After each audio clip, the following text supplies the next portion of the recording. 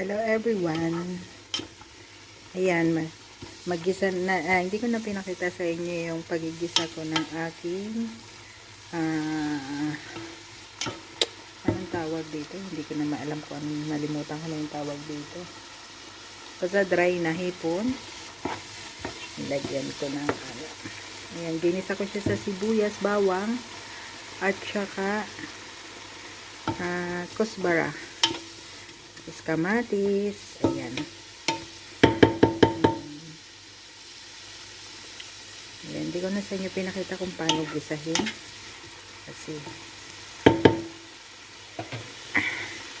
madalian lang ang aking pagluluto. Ayan, ganyan siya. Gisahin ko lang siyang ganyan.